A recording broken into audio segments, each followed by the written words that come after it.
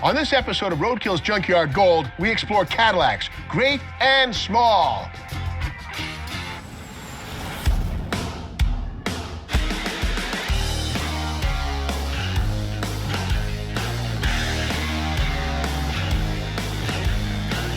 I'm Steve Magnanti, hot rod historian, author, and lover of all things cars. I travel all across the country to uncover the forgotten and hidden gems of the automotive world.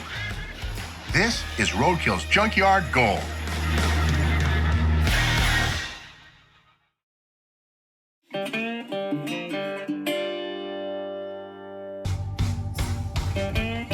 There's a popular misconception that says all Cadillacs are gigantic land yachts. I beg to differ. This is Cadillac King, an all-Cadillac junkyard outside of Palmdale, California. Let's examine Cadillacs great and small.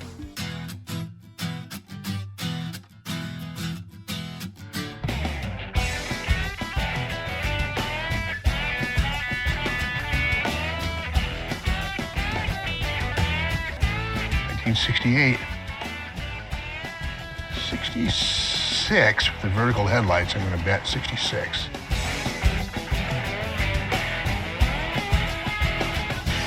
Ah, cool, a 331 4-barrel, right on the edge of the dual quad era, 1955, 54. Pontoon fenders on this 47 Cadillac, 1 year before the actual tail fins would appear. And here they are again, 1947, no tail fins, just bolt-on chrome lights. 1968 Coupe de Ville, 2 doors. 68 was the first year for the mighty 472. But the crazy thing is, Cadillac didn't really brag about how big and great their engine was, except for one little detail right here on the air cleaner. We see Cadillac 472 tampoed onto the snorkel. And that's it. After 1968, Cadillac had nothing on their engines. They were blue, had a black air cleaner, and that was it. Even though they were bigger than any other engine in the industry, 472, 500 cubic inches. But again, Cadillac, in their typical understated style, kept it to themselves, except for this one example.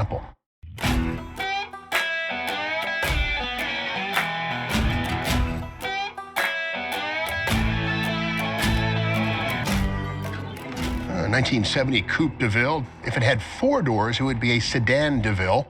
472 motor, flathead, V8, and a Cadillac. This would be a 1946 Series 60, I think. Large and in charge. And this looks like a what-if Cadillac station wagon. Keep in mind, Cadillac offered many body styles through the 40s, 50s, 60s, and into the 70s. 4 doors, 2 doors, convertibles, but they never made a station wagon, which is what this appears to be. Now, most Cadillacs, done over as hearses or ambulances, would have blocked-off side windows and be much more ornate, a lot of leather and vinyl on the top. This thing, with its huge windows, kind of begs the question, what would a Cadillac station wagon have looked like? Maybe like this. Now, these wheels are kind of special. These are cast aluminum, not hubcaps. These are not Snap-on cheapies. These are Cadillac Sabre spoke wheels, which arrived in 1955 and were used through 1958. Again, not a hubcap. That's a cast aluminum wheel setting the trend. And of course, wheels like this are very common today, but you saw it first on Cadillac in 1955. 1968 brought something new up front. The windshield wipers were covered by the hood. Before that, all the wipers were exposed and the hoods were shorter. Well, for 1968, 8.5 inches were added to the Cadillac's hood to bring it up, cover those wipers, and give the car a cleaner appearance. Also see here, okay, these are the optional front disc brakes for the very first time in 1968. Standard brakes were still drums, big 12-inch drums, but if you paid $105 extra, you got these. Delco Moraine discs, floating caliper, rotating disc, much more effective than a drum at stopping the car. They don't fade, they don't retain heat, and there's a step in the right direction. Eventually, Cadillac would offer disc brakes on the front as standard equipment, but here in '68, we see them for the first time as an option. Let's look inside and see what we find. This is weird. Bucket seats in the front of a Cadillac. Now, they look to be Cadillac items with the headrests, possibly factory installed by whoever built this puppy. I do see, of course, a column-shifted automatic, no 4-speeds, no manual transmissions in Cadillacs at all after 1950, except for in limousines and commercial chassis. I do see AM/FM factory-installed radio, kind of a nice touch right there, and very strange. Look at this, manual windows. Cadillacs were pretty much standard with power windows, except for a few instances, and here's one of them. Very uncommon to find a Cadillac with manual roll-up windows. And I don't think I'm seeing air conditioning vents, so this is probably a non-air conditioned car. Again, Cadillacs without air conditioning, incredibly rare. We have to go under the hood to see if that's the case.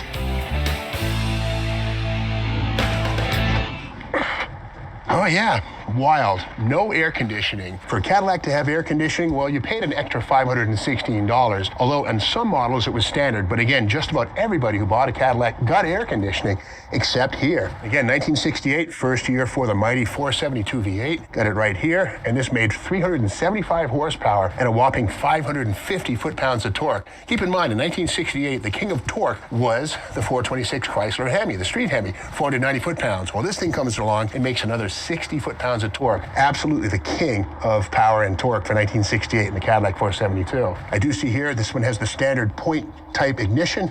See the Rochester Quadrajet 4-barrel carburetor in its third year of availability aboard GM engines. And what a massive, big engine this is. Plenty of room for cargo. Speaking of which, let's check out what's in the cargo bay. Okay, it's empty. No scary surprises in the back. That's a good thing. But I do see a plaque here that says custom built by the Hess and Eisenhardt Company of Cincinnati, Ohio. So at one point, this was a professional car of some kind. I don't think it was a Hurst, because Hurst has always had blacked out areas, landau bars, roofs that are made of leather. With all this glass, this thing really begs the question, if Cadillac built station wagons back in the day, they might have looked like this. It's kind of sporty with these wheels, the bucket seats, and all that glass area, and the gold paint. I like it. Okay, my challenge to Freiberg and Finnegan at Roadkill, I want you guys to turn this thing into a 1-to-1 scale version of the old Johanan Holland Hurst. Remember that model car from your childhood, that yellow Hurst with two Hemis in it? Hillborn injected Hemi up front and a Hillborn injected Hemi right there in the middle. I want you guys to turn this car into the Holland Hurst, courtesy of Johanan. You can do it. Some M&H Racemaster slicks all the way around, an 8 3/4 in the back. Use a Toronado front drive up front, push button torque flight in the rear, hit the drag strip and burn all 4 tires. Do it, guys.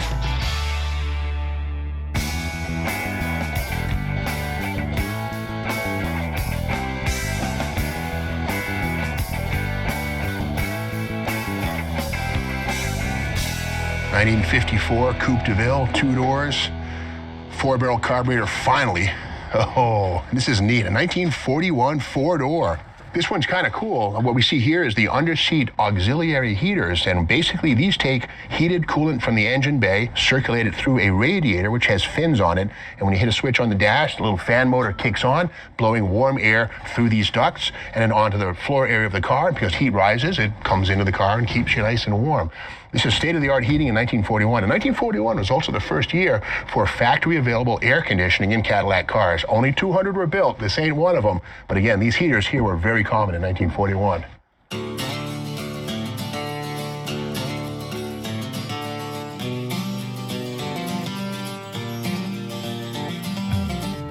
1968 DeVille convertible, very popular body style. 71 Eldorado with a factory steel sunroof, very expensive option. A couple of 62 2-door caddies, great looking cars. What is this, a 71 Lincoln Continental Mark III? What is a Lincoln doing in a Cadillac yard? You must be lost.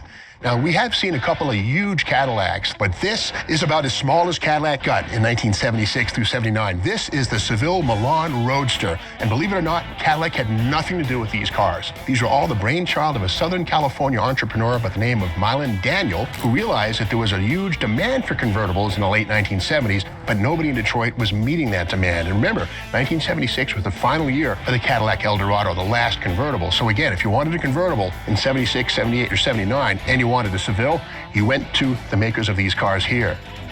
Now, under the hood of these cars, yeah, you'd expect to see some kind of a hot rod engine, but because of all the federal emissions and CAFE, all car makers kept the engines pretty much stock. So as a result, the Milan Seville Roadsters all have the standard Oldsmobile-supplied 350 EFI engine found under the hoods of all Sevilles from 76 through 79. These make 180 horsepower, and it's kind of a unique engine. The fuel injection unit's fairly advanced. It has a 2-barrel air door, basically a throttle body. The gasoline is admitted through fuel rails and injectors to each cylinder bank. So it's a pretty advanced system, which was designed by Bendix for General Motors. But the real story of these cars is the bodywork. To transform the standard Seville 4-door into a 2-door Roadster involved a lot of severe surgery. So these cars were shipped to a facility in Simi Valley, California, about 2 hours from where I stand right now, where they were first decapitated, the roof was sliced and removed, and then the entire car was sliced in 2 pieces, and then those 2 halves were merged back together. The wheelbase shrank from 114 to 96 inches. 1.5 feet was taken out of the wheelbase of the Seville to bring it down to a more appealing size. And when it came to the doors, a slight modification was made. The standard door has a full door frame for the glass to ride up and down in. Well, that would look pretty out of place on a Roadster like this. So the Milan Roadster has a freestanding window which was known to flop. A little bit of a Band-Aid was, the company left a remnant of the A-pillar up here, about 4 or 5 inches of it, with a chrome cap to help stabilize the window a little bit. But most people who had these cars drove with the windows down to get away from the rattling these things have. They did come with a folding top. We see remnants of it here. Hart's fabric, pretty upscale stuff. It was manual, but nice chrome-plated stuff here. The interior of these cars was mostly stock Seville, not a bad thing. This one here is the optional leather interior, the tilt column, an aftermarket AM/FM tape unit right there. But again, essentially a stock Seville inside. And like any Roadster, structural integrity was lost when the roof was removed. But the company had a fix for that in the form of frame connectors right down here. Lift up the standard Seville modesty flap, and we see square tubing here that was welded in place to merge the rear half of the car to the front subframe, thus restoring, again, some of the structural integrity of the car. But here's the thing. The glove compartment door on these cars has a sticker warning people not to jack the car up unless the doors are closed. Failure to do that might cause twisting of the body and damage to the door jambs and locks. So it was stiff, but not stiff enough. Now, the quality of craftsmanship I see in these cars is middling. You gotta remember, this was a $15,000 conversion process that happened on top of a $13,000 Seville. So you gotta remember, guys buying these cars were also shopping Mercedes-Benz 450 SLs, and on a 450 SL, you won't find this. A huge chunk of Bondo being used to replicate the style line on the quarter panel. Right behind it, we do see the seams and the overlapping welds, which is good stuff. But again, this Bondo, which is almost a 1/4 inch thick, is inexcusable on a $30,000 car. But between 1976 and 79, they built about 503 of these things. Such was the demand for convertibles in an age when Detroit wasn't supplying that demand. If this 1979 Seville Milan Roadster were mine, I think I would restore it just like it was when it was new. In fact, Motortrend magazine featured this car in the June 1979 issue. So if it's good enough for Motortrend, it's good enough for me in stock trim. But one thing I do is get rid of these dime store wheels, and I'd replace them with Cadillac's fake wheel cover. These are fake wire wheels, but they look pretty convincing, and yes, these were standard equipment on many of these Milan Seville Roadsters. Another detail under the hood, the 350 has to go. With 180 horsepower, it just doesn't have the suds that I'd need. So I'd grab an Olds 403, which is of the same short deck family, so that EFI manifold, which is essential to this car's character, could be swapped from the 350 onto the 403 and give us 280 horsepower instead of 180. Then I could chase 450 SLs without a care.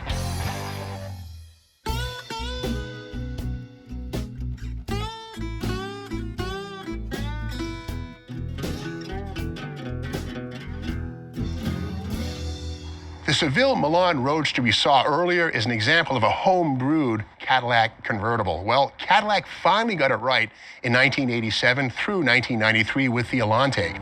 These were Cadillac's first 2-seat roadsters. Now, I don't want to call these sports cars because they had front-wheel drive and were rather plush, but certainly these are the most exciting Cadillacs in all of their history. Now, the thing with these cars is these were built partially in Italy at Pininfarina, and then they were flown on specially equipped 747 freighters, 56 at a time, to Detroit, where they then went to General Motors Hamtramck, Michigan factory for completion. Now, Mopar guys might know the Hamtramck plant as the home of Dodge Main and all those Roadrunners and Coronets and Super Bs of the 1960s. But in 1985, General Motors bought the property, raised it, and turned it into a Cadillac construction facility. Now, this one right here is a 1993, the very last of the breed, and it stands apart because this one has the Northstar V8. Let's dig in.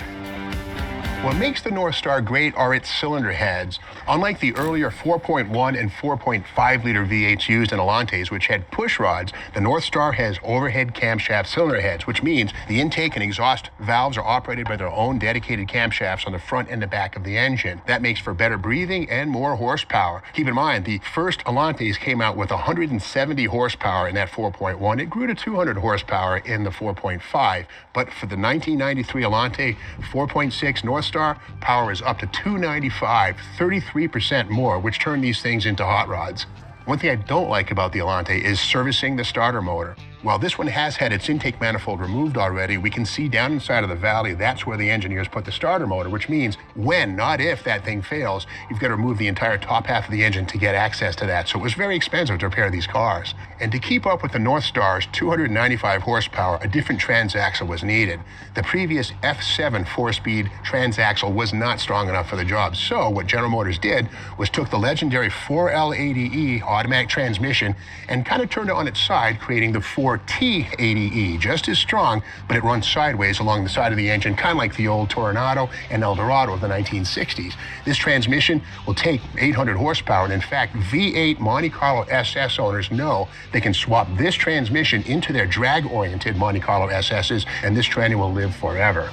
Now, when the hood is closed, there's a lot of heat generated underneath this area here. Imagine a Phoenix day, 110 degrees outside, 190 degrees under here. So there's a lot of coolers on the front of the Allante.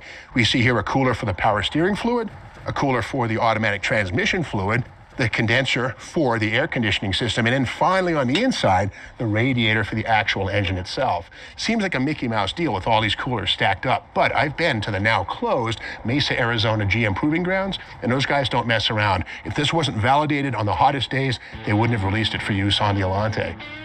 Now, the North Star is such a legendary engine, owners of earlier Allantes tried to grab a little piece of the lightning with these cheap $5 stickers you could buy at the parts store.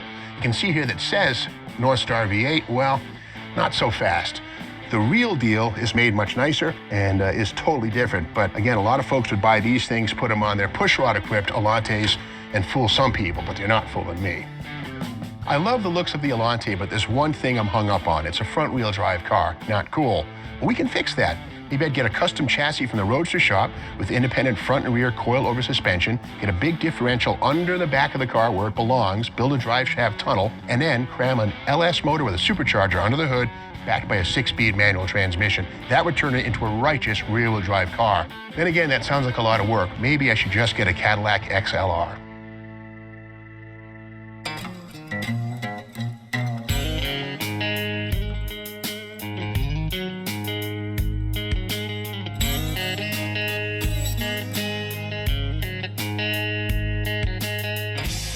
Scattered remnants of Cadillacs, once great and proud. Front-wheel drive engine cradle right here. Ooh, and a stack of cylinder heads. This gives us a nice chance to look back at Cadillac's V8 evolution. Cadillac first launched the V8 in 1915, and all the way through 1948, they were flatheads. Pretty antique stuff. But in 1949, Cadillac launched the 331, which was the Detroit's first overhead valve V8, but it had some compromises like this. The exhaust ports were shared in the center. You might say, what is that, a V6? No. The two end cylinders had their own exhaust port, but the two middle cylinders had to share this one right here. It was kind of a bottleneck, not really good for horsepower. And on the intake side, the two intake ports were also Siamese, kind of like the small block Chevy, but again, not ideal. Well, the second generation Cadillac V8 of 1968 through 84, the 472s, the 500s, the 368s, the 425s, came out in 1968 with very modern evolutions. The 68 up heads have individual runner exhaust, you can see here, no longer sharing the center port, much better for exhaust breathing. And on the intake side, likewise, instead of the Siamese intakes on the first gen, you have individual intake runners too. So 1968, a whole new engine, much better engine.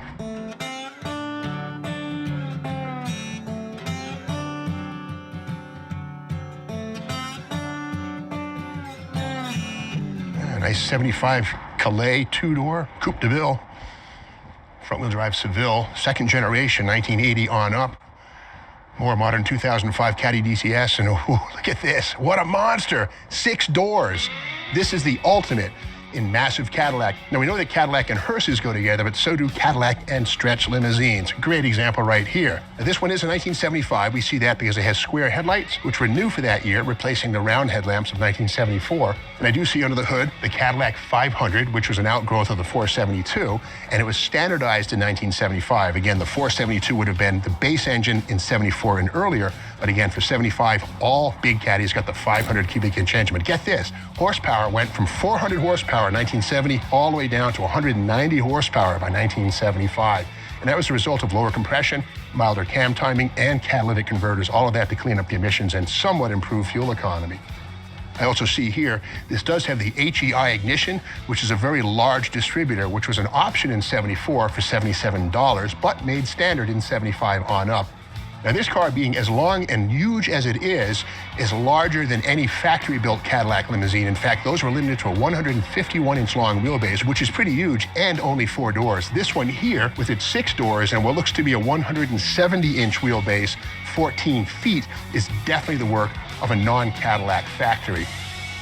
To find out what this car started life as, we go to the cowl tag, and we see here style code 6C, which tells us this car was originally built as a base model Calais 4-door hardtop. Kind of an unusual thing, but I'm going to bet that the Calais was chosen for its low entry price. But from there, the modification process made it into a completely different car. And that process was done on this car by a company called Armbruster Stageway Coaches of Fort Smith, Arkansas. For over 100 years, Armbruster was one of the go-to companies for stretch limos like this. And in fact, they're still building them based on Cadillac XTS and Escalade models. So if you want a brand new stretch limo Cadillac, go to Armbruster Stageway Coaches in Fort Smith, Arkansas. Okay, let's dig around inside of this crazy 6-door car and see what we find.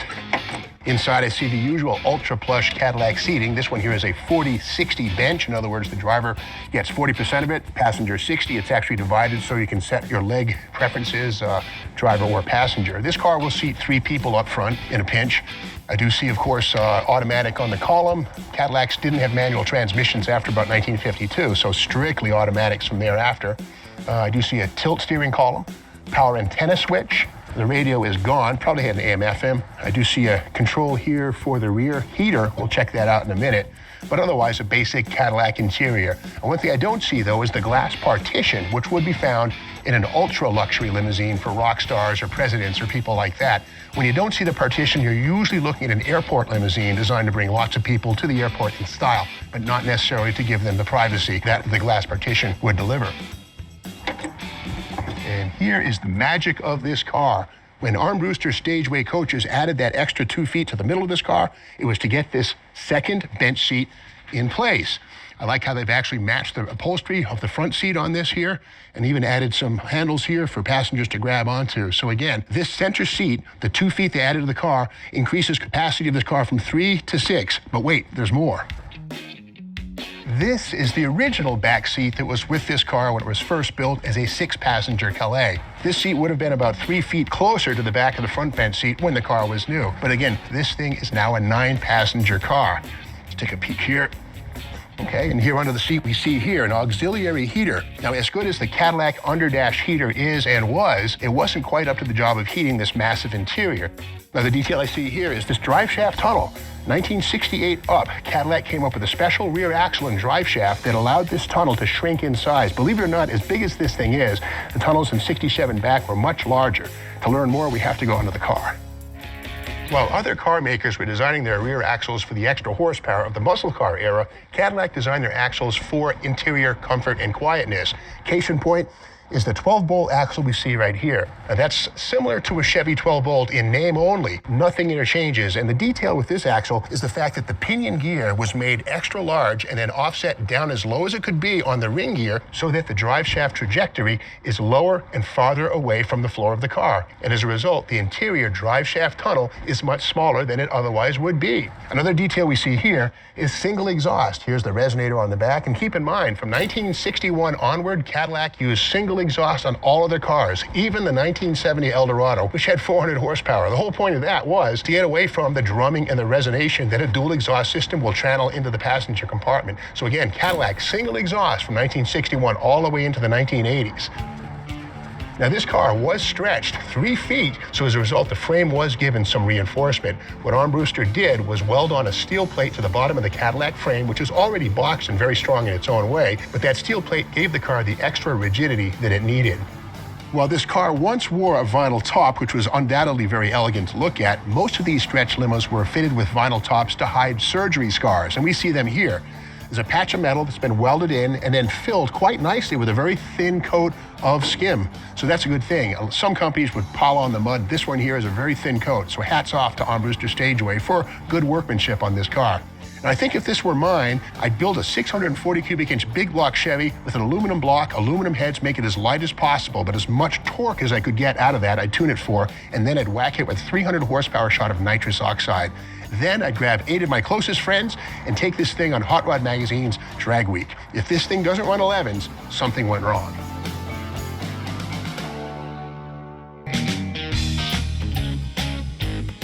Well, that's it for now. We're not done with Cadillac King. This place is massive, and we'll be back in a future episode of Roadkill's Junkyard Gold for more. Until then, hasta mañana. Okay, I'm sitting in a 1968 Cadillac limousine, wagon, Hurst, whatever you want to call it, but we're going to play a little game called What's in the Box, wherein we discover what's in the box. Here goes! Oh. Okay, a cigarette lighter. I don't smoke, so I can't use that. A little ashtray, which is empty. Nothing good in there. Some old insects. Some weird, oh, Cheerios, I think. Old school Cheerios, or maybe cat food. Not doing that. A couple of buttons here, off and on. I probably just launched a thermonuclear warhead somewhere. Oh, off.